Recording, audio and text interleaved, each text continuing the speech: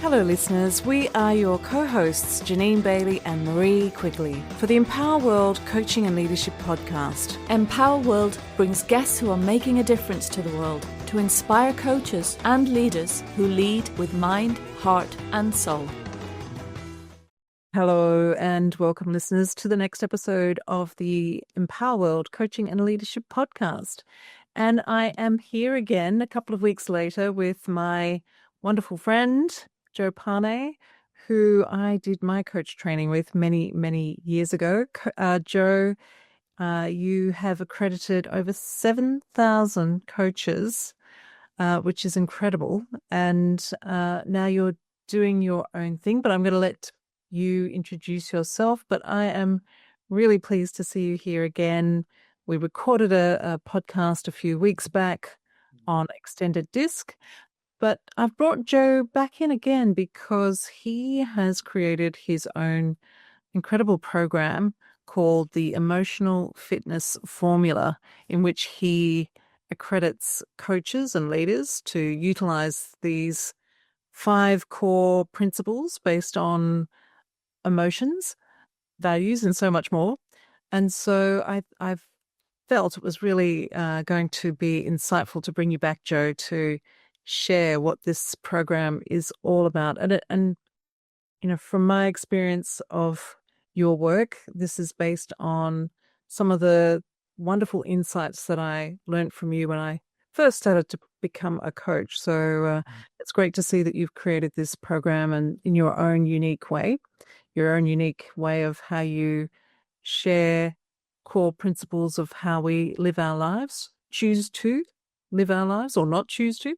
So Joe, welcome, a big welcome again. And I'm going to hand over to you to introduce yourself because others may not have listened to Extended Disc. So big welcome over to you in Australia. No, thank you so much, Janine. I appreciate you having me on again. It's fantastic. And it's, as I said to you at previous occasions, it's phenomenal to reconnect with you after all these years.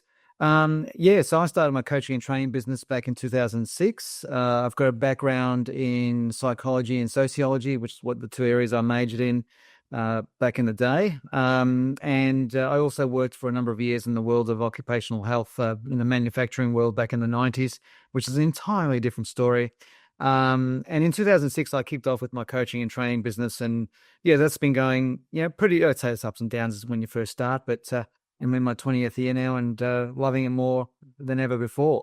And about 4 years ago, roughly, something like that, based on the culmination of the previous 15, 16 years of work, I created these frameworks and thought systems, which is called the Emotional Fitness Formula, which fundamentally its core mission is to transform people's relationship with uncertainty. And I believe that outside of our relationship with people, this is the most important, most crucial psychological relationship we could possibly have, because uncertainty is the precursory seed. It's the fabric of life. It's a requirement of life for us to grow. It is like the nutrition that you give a tree or a plant to grow, like this plant here on my screen. It is nutritionist, and if that is such a word, but nutritionist, we'll just keep that as a word for now. It actually feeds our growth, and growth, to stating the obvious, is crucial to our survival, because we need to grow to keep up with who we're becoming so we can handle and navigate and embrace the responsibility of the next level that life brings, because our responsibilities are continually expanding. So the work was based on all the coaching hours and trainings and presentations, and all of the frameworks have been delivered to multiple different industries, backgrounds, different types of people, socioeconomic, like the whole thing. And they've been proven to work. So, that's a brief sort of history. Fantastic, Joe. And I really love how you have, really brought all of that learning and experience from, as you say, the background of psychology, moving through to coaching. There's so much. I know you are an information gatherer to enhance your wisdom and enhance your knowledge to support coaches to do what they do. And of course, we know as coaches, we are not solving our clients' problems. We're not leading our clients to their answer. But what I believe is having this awareness of how we as human beings operate, and what lies beneath our thinking is really, really insightful and helpful to support our clients, not to lead, but just having that awareness of what perhaps is getting in the way of our clients' desires and what they want to really experience. So I think this really just helps us as coaches to expand and live our best lives in support of our clients that we're also supporting. So again, really appreciating what you've done to be able to pull all of this incredible wisdom into a framework that can really help us understand ourselves and support when we're working with our clients. So Joe, this emotional fitness formula, I understand there's 5 foundations or principles, but for our audience, can you share a little bit more about what this is? Yeah, absolutely. So getting back to your point about coaching, and really it's the focus of coaching in its purest form is to, resolve the thinking that created the problem in the first place, to get to that root cause. And our thought systems, the quality of our thought systems is our life. It really is. So the emotional fitness formula, with its 5 core focus points or 5 core principles, these are 5 different perspectives or angles that we can help coaches, help people how to navigate difficult situations, how to navigate crises, challenge, adventure, problems, how to navigate hard things. Because we are inevitably faced with some form of uncertainty at various points in our life, from the macro through to the micro. So, yeah, the emotional fitness formula in order of poundage. So this is an order of power and effectiveness. Is that the first part of the emotional fitness formula is identity. And identity is absolutely the single most powerful force in the human condition, because not only will we do anything to remain consistent with our identity, it's also based on what we allow ourselves to be defined by.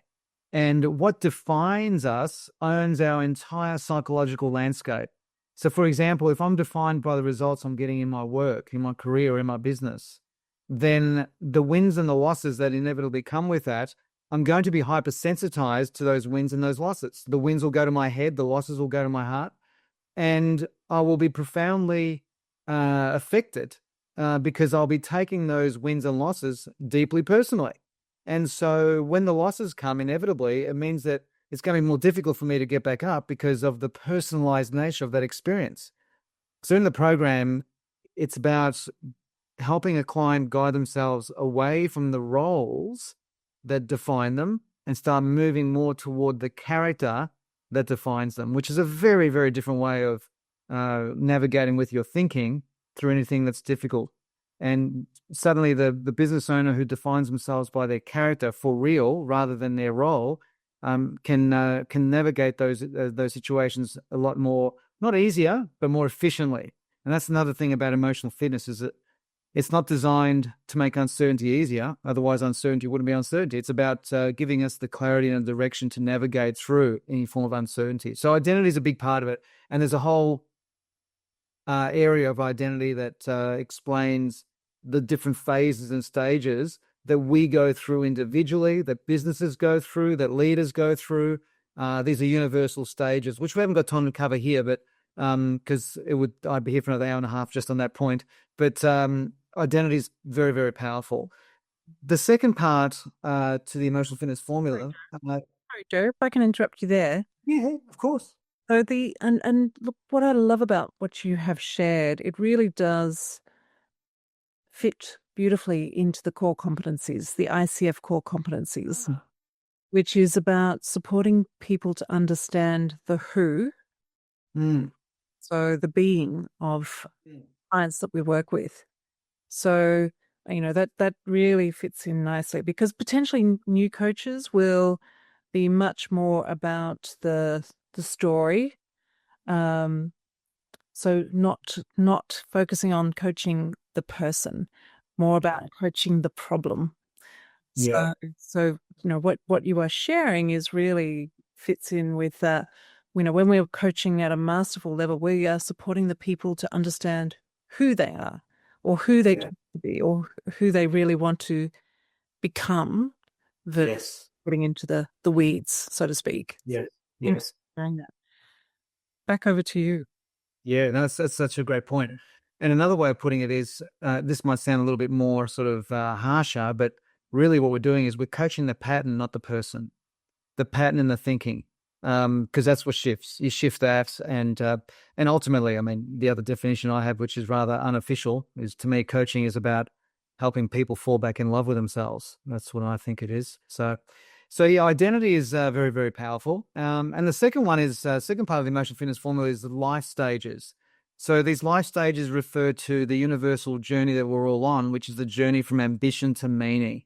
How as our responsibilities expand and the years pass us and the decades form and we get to the stages of 40, 50 years of age roughly, is that our priorities shift and how we see the world changes. And often a lot of people between the ages of 40 and 60 go through some kind of crisis point. This is known as, in the world of emotional fitness, it's known as the journey from the shift from ambition to meaning. And this shift is very challenging because it impacts. It's a phenomenally big, significant evolution in your values and priorities. Everything changes. I mean, I remember when I went through this personally back in 2003, 2004. I had a 15-month sabbatical away from all kinds of work, attending all kinds of 7-day silent retreats and vision quests and a whole host of different ways of experientially trying to navigate through this shift from ambition to meaning. And essentially what it means is we're moving away from the egocentricity of what ambition defines us as and moving more toward the heart-centric nature of meaning, where our psychology begins to align itself more and more with nature, where nature, everything in nature exists because of its value that it brings to its local community. A leaf, a cell, the whole host of cells, or a cellular community that's inside of a leaf, each of those cells will remain vital and alive as long as each cell is contributing to its local cellular community. The moment it stops contributing, it loses its sense of existence. It gets annihilated by nature. So it's the same in our lives. So this journey from ambition to meaning has proven to be very, very useful in placing language around incredible confusion that people go through when they're experiencing the uncertainty of an identity shift, when they're experiencing the uncertainty of their roles changing in front of their eyes.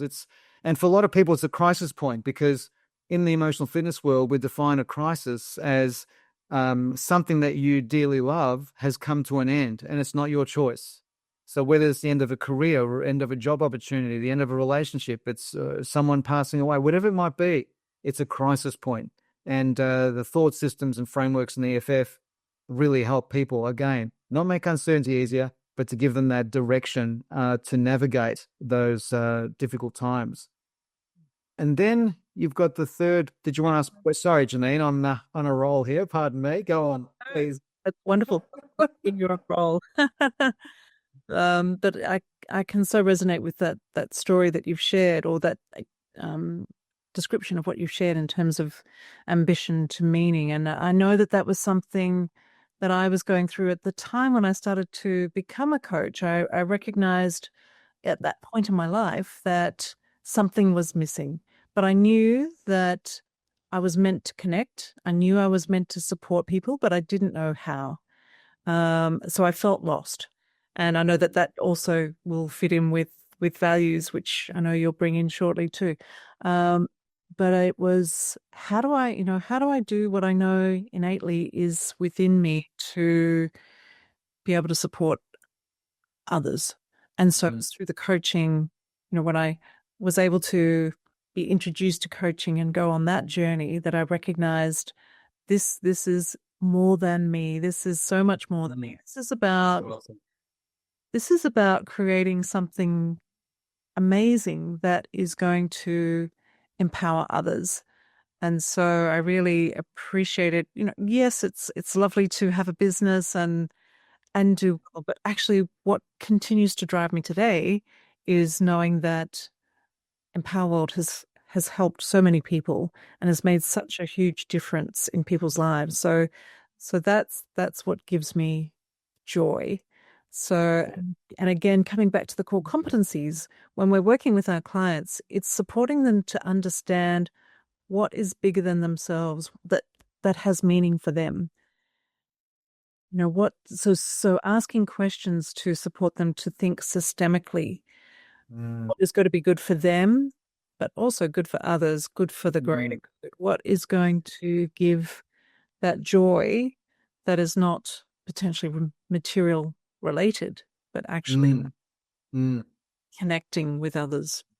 And of course, we know that the level of connection can be, for introverts, not so expansive, and for the extroverts, maybe a little bit more expansive, in between. But yeah, that's what comes up for me as you share that. Yeah. I'll make sure I stop after the next point.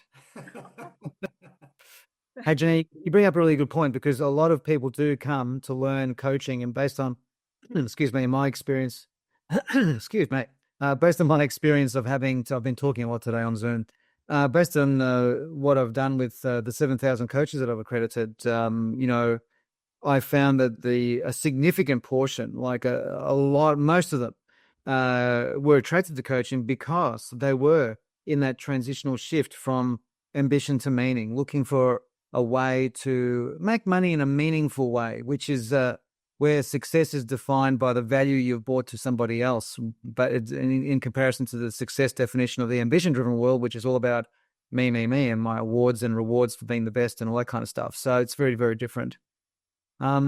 The third core focus point or principle of the emotional fitness formula, as you've just mentioned, is values. And in the emotional fitness work, in the EFF, the emotional fitness formula, we call it EFF, we define a value as an emotional compass that leads us to realizing our deepest desires that live in our unconscious and in our hearts. Values it's confusing for a lot of people because I've been in front of many audiences where it's become clear that people don't know what their values are. And the reason being is because they confuse their values with their morals. A moral is a different conversation. That's more like a behavioral standard, to be integrous, to be respectful, to be responsible. These are kind of like standards of human behavior that are more universal kind of thing to the local community or whatever it might be. Whereas values are unique, and values are things that we do. They're activities that we do that bring us joy, that bring us fulfillment, bring us meaning. And this is important when it comes to our relationship with uncertainty because doing activities on a weekly basis, whether they're ritualistic or they're hobbies or they're both, is that they bring us a sense of joy. When I've got something to look forward to in my week or multiple things to look forward to in my week because I've got these hobbies or rituals that I'm doing that bring me joy, it helps me navigate the tough day more effectively because I've got something on the other side to look forward to. Makes a massive difference to reducing anxiety levels. So that's a really powerful one, the values. Yeah. And thank you for pausing. Yes. And so, yes, those values are the ones that bring us joy, are what I believe are our highest values, the values that we really appreciate and ideally want to live into, step into as much as possible. But of course, if we are not feeling joyful, if we are lost, if we are confused, then potentially we are, and I believe this, we are living according to someone else's values or a culture's values. So we've been potentially programmed to live or make choices by values that belong to someone else, because they potentially don't align with us.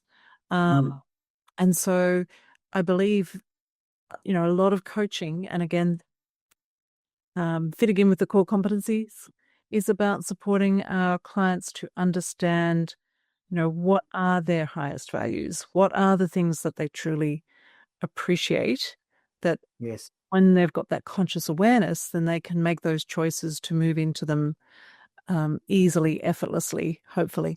But if they're aware of the choices that they're making don't bring them joy, energy, inspiration, then what needs to be explored here? What perhaps is not my truth? What beliefs am I holding that aren't true, that holds that value that is not giving me joy and inspiration? So what needs to shift and change? So I think values, supporting our clients to, as coaches, to understand their values consciously and be aware of what, again, brings us most joy and inspiration is to improve the quality of life. Yes, absolutely. And a value is something that you must know how to do. You know, if you don't know how to activate it and do it. For example, running for me is an activity that brings me a lot of joy, and that's an expression of a value. Whether you call it health and vitality, lifestyle, call it whatever you want, it's something that we do. And I often say when I'm doing workshops in organisations, if they've got a value that is creativity, for example, the first question that's got to be asked is, well, how do you do that? If you don't know how to do it, then it's not a value. It's just a word. So yeah, and there's a whole conversation we can have around that. But that's the third part of the emotional fitness formula. Joy. Continue, please, Joe. So the fourth one is, I love this one. It's emotional flexibility.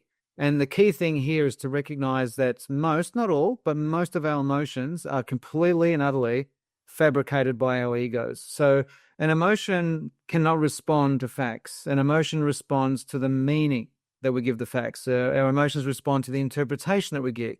Now, the quality of the meaning that we give something that we're observing or witnessing is absolutely determined by our thought system, the quality of our thoughts. So because what we focus on and what we place our attention on is pretty much what life is. And so the meaning that we're giving, whatever we're experiencing, is very, very powerful in producing how we feel. The illusion is the emotion comes and it's like, no, it's just how I feel. It's just how I feel. No, just think back a moment ago. Where was your attention? Where did you place your attention? Where was your focus? And what was the meaning that you placed in that focus? And that will produce the emotion. And it happens so quickly that the illusion is that it's just a feeling. There are naturally emotions that are different, that come to us from different sort of places and spaces. But on the everyday experience of living life, these emotions are fabricated. You know, like you might be walking on one side of the street, I'm on the other side of the street. I wave to you, you don't wave back. And what do I make it mean? Do I make it mean that you don't like me? And if I make it mean that you don't like me, then that's got a whole emotional ripple that goes with it. Versus, oh, Janine must be busy, she just didn't see me. And that's got a different ripple. Or someone doesn't respond to your message or to your email or to your text message. What does it mean? It actually means nothing. But whatever you decide to make it mean will produce your emotions. So emotional flexibility in emotional fitness is about having that awareness. So you can consciously choose to either make something mean nothing or make it mean something that makes you feel good. There's more to it than that, but it's the cornerstone of this part of the emotional fitness formula is to remember that emotions do not respond to facts. It's the meaning that we give the facts that creates the emotion.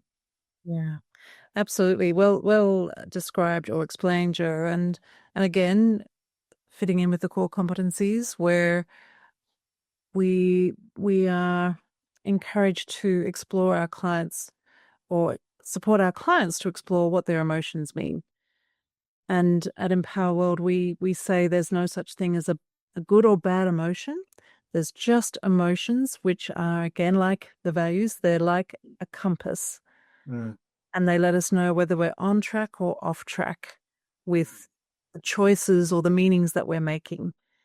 Yes. So if we support our clients as coaches to get curious about what the emotions mean, what are the, as you shared, the beliefs or the meanings that are being made up about an experience or a perspective they're taking, then clients can understand, am I making that up? Is that my truth? Because all meanings are made up, but does that align with who I really am and the choices that I want to make and who I want to be, et cetera, et cetera.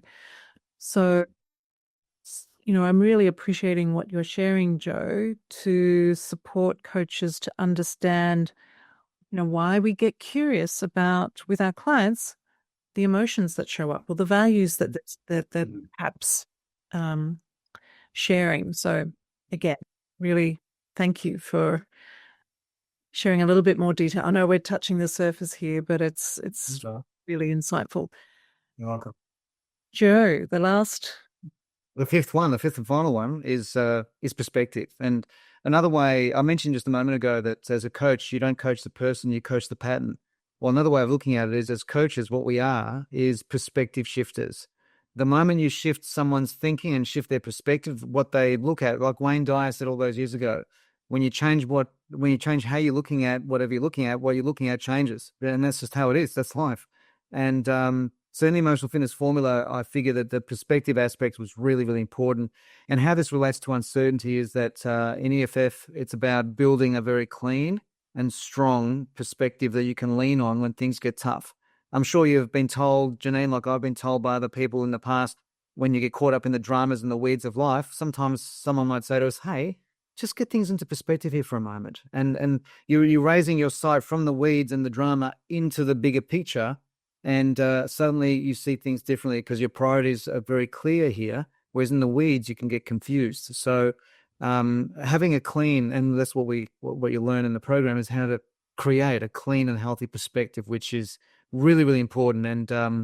And learning how to shift other people's perspective is a very powerful, has a very powerful impact. Yeah, absolutely. And so just to bring another perspective, because we have quoted and do quote when we're training our coaches and supporting leaders is to, and this is a term that was coined perhaps by Marsha Reynolds. I know she's got a book called "Coach the Person, Not the Problem," and we would say that too. So I'm just creating another perspective here. I really appreciated you sharing coaching the patterns Mm.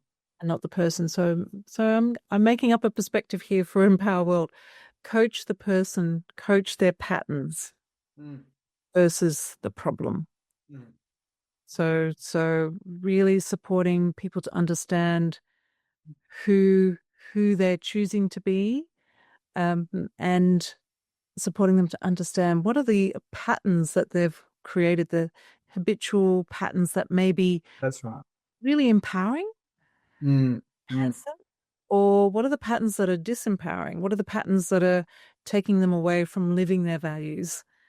And this is where the problem has a good use, because it's by asking questions about the problem, meaning have the client describe their perception of the problem and the problems associated with that problem. That's how you begin to access the patterns of their thinking. So the problem does have a purpose in the coaching session, but you're only asking questions to elicit the patterns or elicit the belief system or the quality of the perspective on that, so you can shift those things rather than asking questions about the problem because you're an expert in that particular problem area. Yeah. And again, we often say, not often, all the time, we'll say, a client will bring in their problem to a coaching session. So that will be the starting point. They'll bring in the problem, or it could be an opportunity. Um, but it's getting curious about that, Mm. the problem or the opportunity, to support the client to understand what's underneath that. What are the emotions, values, patterns, the choices of who they choose to be that might be getting in the way or can enhance. So getting underneath the problem, the story, to start to go to these deeper places of discovery and much greater insight and meaning. Mm. Mm. Absolutely. Yeah. So Joe, again, really appreciating, all of the principles that you brought in for the emotional fitness formula. Is it principles or foundations? Not sure. Principles. I also sometimes refer to them as focus points. Mm. Focus points, absolutely. And, again, I appreciate all the wisdom and knowledge that you've accumulated through not only learning, but through your own experiences and coaching and accrediting so many coaches and teams, etc.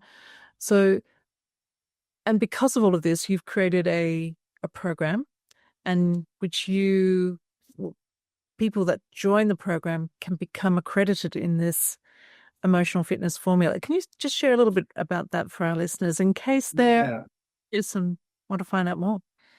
Yeah, well, because of my coaching and psychology background and obviously running my own coaching business for this last, 20 years or whatever it's been, is I wanted to create an accreditation program that was immediately implementable and applicable, specializing in this area of transforming one's relationship with uncertainty. And I wanted to have an accreditation program that was combining some skill sets that I think are really, really important to become a coach. And one of those skill sets is learning how to present and move a room. So that's part of it. But the accreditation program focuses on after you've gone through the program, you get an opportunity to be accredited to present one of the many lessons in the emotional fitness formula to a live audience on Zoom, which includes me, and that presentation then is backed up later on after you finish the presentation, which goes for about 10 or 15 minutes. You get an opportunity to also present how you've used EFF to help another person by providing us a real life case study or evidence of how you've actually used it to impact somebody else's life. And along the journey, you get qualified within the program. You need to satisfy some criteria around presentation skills, there's a whole stream of presentation skills training that I do in the training. But the intent is for coaches to become, yes, accredited in the EFF, but more importantly, where they've provided us evidence that they know it, that they can present it, and they've actually helped people with it. And I love that. It's something that's growing more and more, and it's exciting. It's an exciting space to be in. Yeah. Thank you for explaining that, because it really does support people to embed the learning that you're 100%. doing. So it's not about ticking boxes, it's actually experiential learning. It is. So that's really, really appreciated.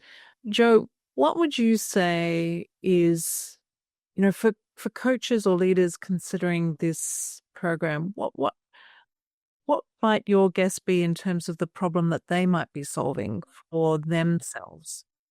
Mm. There's a range of them. One of them is loneliness. A lot of leaders and even coaches who are operating their own business on their own, loneliness. So our relationship with ourselves, and a lot of the components of EFF that we haven't covered here, but in the program, is delving into self-awareness and understanding the relationship that we have with our own mind, and understanding how that's constructed and how that works and all that kind of thing. So it's that's one thing. The other one is also the ability to genuinely connect with different types of team members, different types of clients. So overcoming loneliness, formulating deep connections, not only with self, but equally as importantly with others. And also having a clarity of how you see yourself from the context of contribution. So what's the legacy that you're leaving behind in terms of the conversations, in terms of the mentoring, in terms of the guiding, in terms of the leadership? I think these are the key benefits. So one's profoundly personal, one's about breaking into connecting with others, and then the other one is about, well, what do we leave behind when we've done all that? So it's the essence of the high level sort of view of the outcomes that leaders and coaches can expect. Brilliant. And Joe, I know you've also written a book, Courage to Be You, Your Guide to Navigating Uncertainty, which is very connected with this program.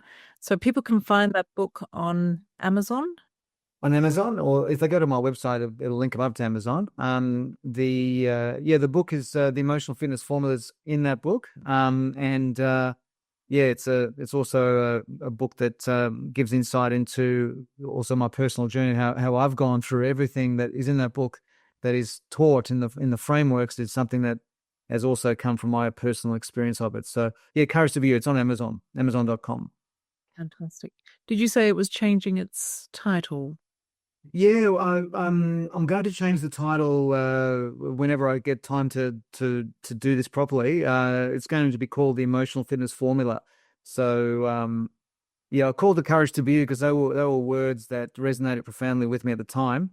And then sometimes people ask me, "Oh, do you have a book on emotional fitness?" It's like that is the book. So it became obvious to me that I need to change the name. So yeah, that'll be, and it's going to be rewritten at some point as well as a coaching book, and leadership book for people. So it will get there sometime soon. Fantastic, Joe. Well, again, I really appreciate and thank you for sharing your insights, wisdom, knowledge, and I just really am inspired that you've been able to create a framework to be able to explain these really core foundational principles to our lives and living our best life when we understand these principles. So really appreciate how you've been able to put that in a framework, in your busy life. So thank you for doing that for us as coaches and leaders and more. Joe, before we depart, and of course you'll be, or we will be sharing all of your contact details with this podcast, but just checking in as to what farewell you'd like to share with our audience today. Oh wow, that's a surprising question. I thought you were going to say, "What are some contact details?" So good. Um, well, I just look. I think one of the most important things that I think I value in any human being is your ability to decide to be loyal to what your values are and who you are and what you stand for.